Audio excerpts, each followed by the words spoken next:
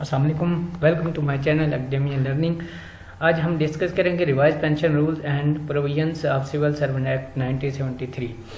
आज है यह हमारा तीसरा लेक्चर होगा। इसमें हम इन टॉपिक्स के मतलब डिस्कस करेंगे कि रिवाइज पेंशन रूल्स में कौन कौन सी टर्मिनोलॉजी यूज हुई है और इस टर्मिनोलॉजी का पेंशन्स के लिहाज से क्या मतलब बनता है। इसके बाद है जी provisions of civil servant act 1973। 1973 के एक्ट सिविल एक्ट में जितने प्रोविजंस हैं उसके मुतालिक भी हम इस वीडियो में डिस्कस करेंगे। तमाम दोस्तों से रिक्वेस्ट है कि इस वीडियो को ज़्यादा से लाइक और शेयर करें और मेरे चैनल को सब्सक्राइब भी करें ताकि हर आने वाली नई वीडियो के मुतालिक आपको पता चल सके। तो चलते हैं जी। आज सबसे पहला टॉपिक से हमारा रिवाइज पेंशन रूल्स। इसमें हमने टर्म्स डिस्कस करनी है कि अगर एज टर्म है तो इसका अकॉर्डिंग टू रूल इसका क्या मतलब बनता है। एज का मतलब यह है कि जब गवर्नमेंट सर्वेंट जो है वो अपनी सर्विस से रिटायर्ड हो जाता है या गवर्नमेंट ड्यूटी से रिटायर्ड हो जाता है तो जो स्पेसिफिक पीरियड होता है जिस पे उसने रिटायर होना होता है या उसने अपनी सर्विसेज को स्टॉप कर देना है एक स्पेसिफिक एज हासिल करने के बाद, तो उसको हम कहते हैं कि वो उसकी डेट ऑफ एज और डेट ऑफ रिटायरमेंट कहलाएगी या उसकी अटेनिंग एज ऑफ 60 ईयर्स कहलाएगी। इसको कहते हैं जी एज की डेफिनेशन ये है according to pension revise pension rules. Family according to revise pension rules family का मतलब यह है कि कौन से ऐसे सिविल सर्वेंट के रिलेटिव्स हैं या जो फैमिली मेंबर्स हैं जो कि पेंशन के अहल हैं। ठीक है, तो इसमें सबसे पहले जो आती है जी वो है वाइफ और या वाइफ्स। ठीक है, एक बीवी भी हो सकती है और एक से ज़्यादा बीवियाँ भी हो सकती हैं अगर वो मेल गवर्नमेंट सर्वेंट है।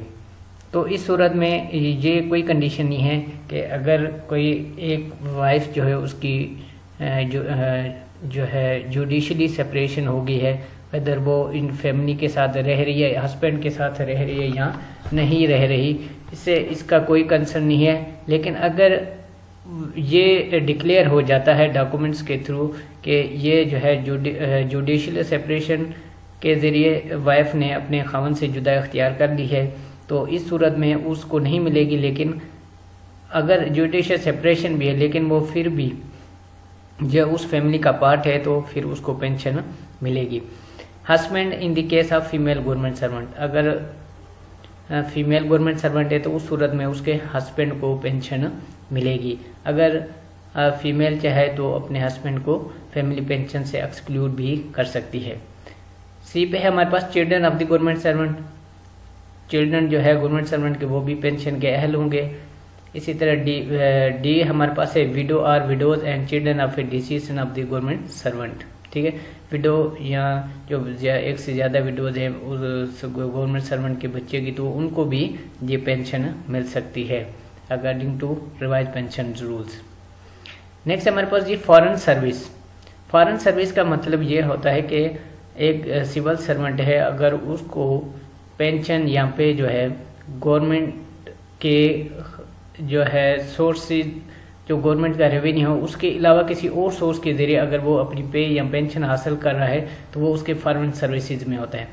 क्योंकि फॉरेन सर्विस में जो होता है गवर्नमेंट जो है वो सैंक्शन तो कर देती है सब्सिडेंट पे, लेकिन उसको पे गवर्नमेंट के समझो कि खजाने से नहीं मिल रही होती या रेवेन्यू से नहीं मिल रही होती, वो किसी अदर सोर्स से मिल रही होती है। वो सोर्स हो सकता है कि प्रोविंस से मिल रही हो या रेलवे फंड, इस तरह के मुख्तलिफ जो हेड है उनसे मिल रहे होंगे, लेकिन जो गवर्नमेंट का ओरिजिनल रेवेन्यू है उधर से वो पे या सब्सिडेंट पे हासिल नहीं कर रहा होता या पेंशन नहीं हासिल कर रहा होता, तो ये फॉरेन सर्विसेज कहलाती हैं। नो डिमांड सर्टिफिकेट, जब भी कोई सिविल सर्वेंट जो है रिटायर्ड होता है या उनकी ड्यूरिंग सर्विस जो डेथ हो जाती है तो इस सूरत में पेंशन के लिए सबसे पहले जो है नो डिमांड सर्टिफिकेट कॉल किया जाता है कि वेदर इस सिविल सर्वेंट के अगेंस्ट गवर्नमेंट लाइबिलिटीज तो नहीं है या कोई अमाउंट पेंडिंग तो नहीं है या आउट स्टैंडिंग तो नहीं है जो कि रिकवरेबल हो। ठीक है, अगर अमाउंट वो कोई भी अमाउंट इसके अगेंस्ट है तो वो फिर उस पेंशन बनने के वक्त या जो उसका फाइनल केस बनता है फैमिली पेंशन केस, तो उस सूरत में वो तो जितने भी आउटस्टैंडिंग ड्यूज हैं वो इनसे डिडक्ट कर लिए जाते हैं। तो ये एनडीसी इसको वैसे आम लैंग्वेज में एनडीसी कहा जाता है, नो डिमांड सर्टिफिकेट। इसका पर्पज़ ही यही होता है कि whether any amount is pending against the civil servant or not. तो ये सर्टिफिकेट स्टेट ऑफिस से भी हासिल किया जाता है इस सूरत में कि कहीं अगर उसने अकोमोडेशन अवेल की हुई तो अकोमोडेशन के हेड में या अकोमोडेशन के लिहाज से कोई इसके आउटस्टैंडिंग अमाउंट पेंडिंग तो नहीं है। ये जी एनडीसी। नेक्स्ट है हमारे पास पेंशन। पेंशन जो है जी ये पीरियडिकल पेमेंट होती है जो सिविल सर्वेंट को अपनी खिदमत सर अंजाम देने की सूरत में उसको दी जाती है। जो अमाउंट या पेंशन दी जाती है उसको कहते हैं जी पेंशन। नेक्स्ट है हमारे पास ये रूल ऑफ प्रोपोर्शंस। ठीक है, कोई भी गवर्नमेंट सर्वेंट है जो जब भी रिटायरमेंट पे जाएगा तो उसको जो पेंशन मिलती है वो रूल ऑफ प्रोपोर्शंस के मुताबिक मिलती है, क्योंकि ये एक डिबेटेबल हेड होता है। तो इसके मुख्तलिफ हेडों से जो है ना वो पेंशन मिलकर बनती है, तो इसलिए जो है रूल ऑफ प्रोपोर्शन के मुताबिक किसी भी पेंशनर को है वो पेंशन मिलती है। नेक्स्ट है हमारे पास provisions of civil servant act 1973। इसमें है रिटायरमेंट फ्रॉम सर्विस। नंबर 1 है a civil servant shall retire from service. Civil servant जो है वो सर्विस से रिटायर होगा। नंबर 1 को ये है कि वो क्वालिफाइंग सर्विस कंप्लीट करने के बाद वो रिटायर्ड हो सकता है। अगर वॉलेंट्री मैंने अपनी मर्जी पे भी रिटायर हो सकता है, लेकिन अगर डिपार्टमेंट करना चाहे उस पर भी उसको सर्विस से रिटायर किया जा सकता है। नंबर 2 है हमारे पास कि अगर कोई भी डायरेक्शन जो है अकॉर्डिंग टू नंबर 1 के मुताबिक अगर उसमें कोई भी ऐसी डायरेक्शन नहीं बनती कि क्वालिफाइंग सर्विस के बाद उसने वो जो है उसने एप्लीकेशंस नहीं दी या उसने अप्लाई नहीं किया फॉर रिटायरमेंट, तो फिर उसको अपनी सर्विस 60 साल 60 साल की उम्र तक ही उसको सर्विसेज अंजाम देनी पड़ेंगी। 60 साल कंप्लीट होने के बाद वो सुपरनेशन पेंशन के लिए अहल हो जाएगा और अपनी सर्विस से रिटायर्ड हो जाएगा। नंबर 3 है कि अगर पेंशन पे क्वालिफाइंग सर्विस कंप्लीट हो गई, इसके बाद अगर उस गवर्नमेंट ने उसको रिटायर्ड करना है या किसी भी कॉम्पिटेंट अथॉरिटी ने किसी सिविल सर्वेंट को रिटायर्ड करना है तो किसी रीज़न की बेस पे, तो वो रीज़न जो है वो इन रिटर्न फॉर्म में उसको सिविल सर्वेंट को इंटीमेट करना पड़ेगा कि आपके अगेंस्ट चूँकि ये डिसिप्लिनरी एक्शन है या आपके खिलाफ जो है लॉस इन फ्रॉड के केसेज है, इसलिए आपको जो है ना सर्विस से रिटायर्ड किया जाता है। तो ये तमाम जो भी केस कोई भी केस होगा, जो भी केस बनेगा, उस शर्त में उस सिविल सर्वेंट को बताना लाजमी है इन रिटर्न फॉर्म में कि इस बेस पे आपको गवर्नमेंट सर्विस से रिटायर्ड किया जा रहा है। नंबर 2 है जी हमारे पास पेंशन एंड ग्रेट्युटी। ठीक है, सिविल सर्वेंट को अपनी सर्विस से रिटायर होने के बाद जो है उसको पेंशन भी मिल सकती है और ग्रेट्युटी। इसकी सर्विस से रिटायर होने की 2 ही सूरतें हैं। एक ये है कि वो अपनी क्वालिफाइंग सर्विस पे रिटायर्ड हो जाए, यहाँ 60 साल की जो है एज पे रिटायर्ड हो जाए, या ड्यूरिंग डेथ जो है ड्यूरिंग सर्विस फोर्थ हो जाए। ठीक है, यही 2 सूरतें हैं। ड्यूरिंग सर्विस डेथ हो जाए, यहाँ अपना जो है सुपरनेशन पेंशन पे चला जाए। तो अगर वो उसकी डेथ हो जाती है तो उस सूरत में उसको उसकी फैमिली की जो है ग्रेट्युटी मिलेगी। उस सूरत में जब उसकी जो है सर्विस है 5 साल से तो ज़्यादा हो लेकिन 10 साल से कम हो। तो अगर वो नहीं है तो दूसरी सूरत में यह कि 10 साल से ज़्यादा सर्विस हो और क्वालिफाइंग सर्विस हो तो फिर उसको पेंशन मिलेगी। कोई भी पेंशन जो है उस सूरत में एडमिजेबल नहीं होगी जब किसी सिविल सर्वेंट को डिसिप्लिन के रीज़न पर जो है अपनी सर्विस से डिसमिस कर दिया जाता है या रिमूव किया जाता है, तो इस सूरत में उसको कोई पेंशन नहीं मिलेगी। लेकिन अगर कॉम्पिटेंट अथॉरिटी चाहे तो उसको कंपनसेट अलाउंस उस सिविल सर्वेंट को दे सकती है, जिसकी लिमिट है कि वो 2/3 से ज़्यादा नहीं होनी चाहिए, जो कि एडमिजेबल होती है इनवैलिड पेंशन की सूरत में। नंबर 4 है हमारे पास कि अगर अमाउंट पेंशन की या केस जो पेंशन का है उसमें ये चांसेस है कि वो केस जो है डिले हो सकता है उसकी, तो इस सूरत में क्या है कि कंपिटेंट अथॉरिटी जो है एक एंटीसिपेटरी पेंशन या ग्रेट्युटी जो है वो प्रिस्क्राइब्ड लिमिट के मुताबिक ऑफ सिविल सर्वेंट या पेंशनर जो है उसकी फैमिली को दे सकती है। और इसके बाद अगर वो उसका केस फाइनल हो जाता है फॉर पेंशन के लिए, तो इसके बाद जितनी भी अमाउंट पे की हुई होती है तो उसको एडजस्ट करने के बाद वो पे उसमें से डिडक्ट कर दी जाती है जितनी के और एंटीसिपेटरी पेंशन के तौर पर उसको सिविल सर्वेंट पेंशनर की फैमिली को मिली होती है। ये इससे पहले मैंने बताया था कि एंटीसिपेटरी पेंशन जो है वो 80% ऑफ द पेंशन होता है जो कि उसकी पेंशनर की फैमिली को दिया जाता है in case late of the delay in the pension case. Next है condition for grant of pension के पेंशन के लिए कौन सी कंडीशनें हैं, कौन सी सूरतें हैं कि जिनकी सूरत में पेंशन मिल सकती है। नंबर 1 है कि the service must be under government के सर्विस जो है किसी भी सिविल सर्वेंट को वो गवर्नमेंट के अंडर होनी चाहिए। अगर गवर्नमेंट के अंडर नहीं है तो उसको पेंशन नहीं मिल सकती। The service must be pensionable. Number 2 है कि जिस पोस्ट के अगेंस्ट उसने सर्विसेज सरंजाम दी हैं तो वो पोस्ट पेंशनेबल होनी चाहिए।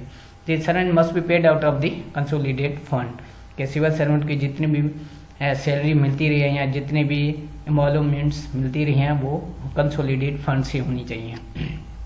नेक्स्ट है सर्विस क्वालिफाइंग फॉर पेंशन के पेंशन के लिए कौन सी सर्विस क्वालिफाइंग होती हैं और कौन सी सर्विसेज क्वालिफाइंग नहीं होती। इसमें जी नंबर 1 है all periods of leave other than extraordinary leave. Extraordinary leave के अलावा जितनी भी लीव्स हैं वो जो हैं वो फॉर पेंशन सर्विस क्वालिफाइंग होती हैं फॉर पेंशन के लिए। The period of suspension followed by reinstatement reinstatement होता है, ये इंस्टॉलमेंट गलती से लिखा गया कि अगर सस्पेंशन हो गया सस्पेंशन के बाद उसकी रीइंस्टेंट हो जाती है तो ये जितना भी पीरियड होगा वो भी क्वालिफाइंग सर्विस के तौर पर पेंशन के लिए कंसिडर किया जाएगा। Time occupied in transit from one appointment to another, ठीक है, एक पोस्ट से या एक प्लेस से दूसरी प्लेस तक जितना भी ट्रांजिट टाइम लगता है सिविल सर्वेंट को अपने ड्यूटीज ज्वाइन करने के लिए, तो ये पीरियड भी जो है क्वालिफाइंग सर्विस के लिए काउंट होता है। Period of training during service, जितना पीरियड उसने ट्रेनिंग हासिल की सर्विस के दौरान वो भी क्वालिफाइड सर्विस के लिए कंसीडर किया जाता है, काउंट होता है। Period spend in foreign service if pension contributions are paid. इसी तरह फॉरेन सर्विस में जितना पीरियड होता है वो भी सर्विस पेंशन के लिए काउंट होता है। Probationary period followed by confirmation, इसी तरह प्रोबेशनरी पीरियड होता है कि अगर सिविल सर्वेंट जब फर्स्ट टाइम जो है किसी भी पोस्ट के अगेंस्ट अपॉइंट होता है तो उसका 1 साल का या 2 साल जो भी प्रोबेशनरी पीरियड होता है वो भी कंफर्मेशन होने के बाद वो पीरियड भी सर्विस क्वालिफाइंग फॉर पेंशन के लिए काउंटेबल होता है। Half of period of apprenticeship, ठीक है, मिलिट्री पेंशन है, ठीक है, ये भी जो है सर्विस क्वालिफाइंग के लिए काउंट होती है। इसी तरह जी सर्विस वो does not qualify for pension, pension के लिए कौन सी सर्विस जो है वो क्वालिफाई नहीं होती, ठीक है। नंबर 1 है हमारे पास extraordinary leave. Extraordinary leave जो है ये सर्विसेज के लिए काउंट नहीं होती, सर्विस फॉर पेंशन के लिए काउंट नहीं होती। Over stay of joining term or leave, इसी तरह अगर अवर स्टे हो जाता है ज्वाइनिंग से ज़्यादा देर रह जाते हैं, उसके ऑर्डर हो गए पोस्टिंग के ट्रांसफ़र के लेकिन वो उसने अवर स्टे कर लिया या लीव कर ली तो ये पीरियड जो है ये सर्विस के लिए काउंट क्वालिफाइंग सिर्फ फॉर पेंशन के लिए काउंट नहीं होता। Foreign services if contribution are not paid, अगर कंट्रीब्यूशन नहीं पे की गई तो फिर ये सर्विस जो है क्वालिफाइंग नहीं कंसिडर होगी फॉर पेंशन। नेक्स्ट है for feature of pass services के पास सिविल सर्वेंट की पास सर्विसेज जो है वो बात कंसीडर नहीं होती या उनको वो पे के लिए पेंशन के लिए कंसीडर नहीं की जाती हैं। उसकी रीज़न ये होती हैं, इसमें नंबर 1 है कि रिजाइनेशन ऑफ पोस्ट, अगर वो किसी पोस्ट से रिज़ाइन कर जाता है इस सूरत में कि वो किसी दूसरी पेंशनेबल पोस्ट को ज्वाइन कर सके तो इस सूरत में भी ये जो पीरियड होगा वो सर्विस उसका पीरियड कंसीडर नहीं किया जाएगा फॉर पेंशन। रिमूवल और dismiss from service on account of misconduct, insolvency और इनएफिशिएंसी, ठीक है। इसी तरह अगर किसी को रिमूव किया जाता है सर्विस से मिसकंडक्ट या इंसॉल्वेंसी या इनएफिशिएंसी की वजह से तो वो भी पीरियड पास सर्विसेज जो है तो वो चर हो जाती है, मतलब वो कंसीडर नहीं होती। Absence from duty without leave, ये भी कंसीडर नहीं होती सर्विस के लिए। The pension sanction authority may commute respectively period of absence without leave into extra earned leave.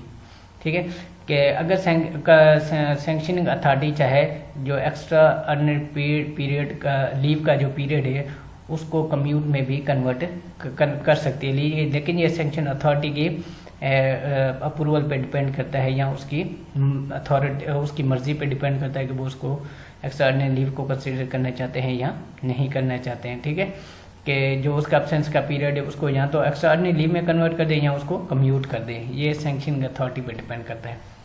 Next है condonation interruption and deficiencies.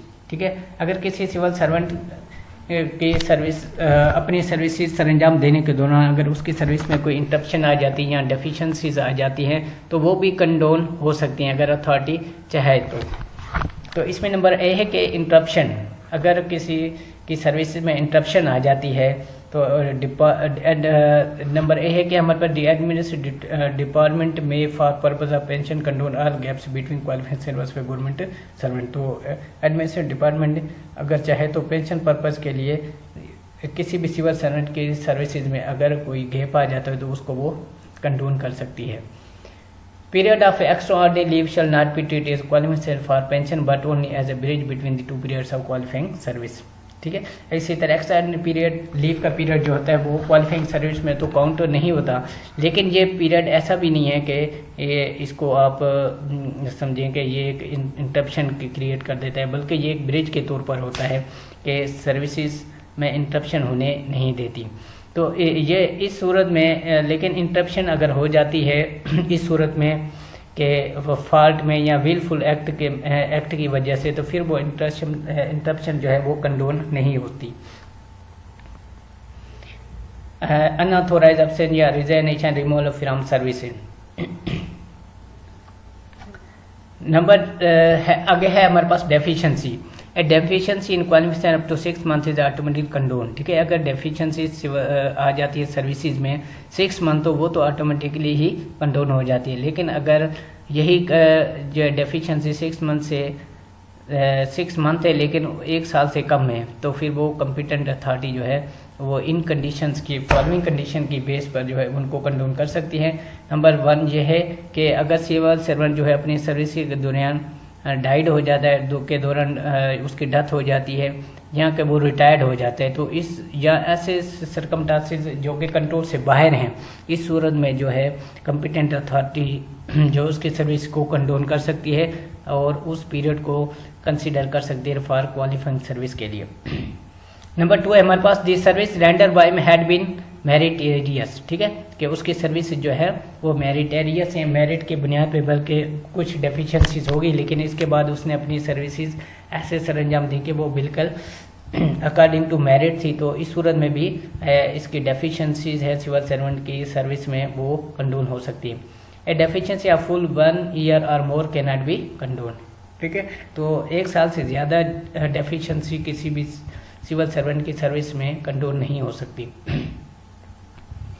Next है हमारे पास ये factor involve in calculation of pension. Pension के लिए कौन कौन सी चीज़ें जो है वो कंसीडर की जाती हैं या कौन सी एमोलमेंट्स जो है वो कंसीडर होती हैं। इसमें सबसे नंबर ए है हमारे पास ये लास्ट पे, बेसिक पे, एडिशनल पे, स्पेशल पे, पर्सनल पे, technical pay, indexes pay, senior post allowance, increment accrued during LPR, dearness allowance, any other addition to pay which specially be declared by government as emoluments ranking for pension। ठीक है, इसके अलावा कोई भी ऐसा allowance जिसके साथ पे का लफ्ज आता हो तो उसको भी हम जो है पेंशन के लिए कैलकुलेट कर सकते हैं। नंबर बी पे हमारे पास net qualifying service. Number C पे है ये फार्मूला है पेंशन का, इसमें यही last pay multiple service up to 30 years और multiple 7 divide by 300 plus service benefit 2% for each complete year of in addition to 30 years subject to a maximum of 10 years। ठीक है, कि अगर 30 साल तक सर्विस है या 30 साल से ज़्यादा है तो इस सूरत में 2% के हिसाब से बेनिफिट मिलेगा, अगर ये मैक्सिमम है तो वो 10% के हिसाब से भी मिलेगी। जनरल ऑर्डर कि रिटायरमेंट के बाद जो है सिविल सर्वेंट पे कौन से उसका कंडक्ट जो है वो बाकायदा मेजर किया जाता है या उसको देखा जाता है कि आफ्टर रिटायरमेंट सिविल सर्वेंट का जो है कंडक्ट कैसा है। अगर उसका कंडक्ट रिटायर होने के बाद भी ठीक नहीं है तो फिर भी उसकी पेंशन को रिड्यूस कर सकते कंपीटेंट अथॉरिटी या उसकी पेंशन को स्टॉप भी कर सकती है। ठीक है, ये देख लें। Good conduct during and after service and implied condition the pension can be reduce or stop if the conduct of government servant during service and after retirement is not satisfactory. There is no maximum limit of pension except with the previous sanction of the government. No pensioner shall within a period of 2 years from date of his retirement take part in any action or engage in politics. ठीक है, तो ये भी एक लाजमी condition है कि कोई भी सिविल सर्वेंट जो है रिटायर होने के बाद या कोई भी जो है वो किसी भी इलेक्शन में या किसी भी पॉलिटिक्स में इंगेज नहीं हो सकता अपनी डेट ऑफ रिटायरमेंट होने के 2 साल तक। अगर 2 साल कंप्लीट हो जाते हैं इसके बाद वो जो है किसी भी सियासी सरगर्मी या एक्टिविटी में जो है इन्वॉल्व हो सकता है। This is end of video. Thanks for watching. अल्लाह हाफिज़।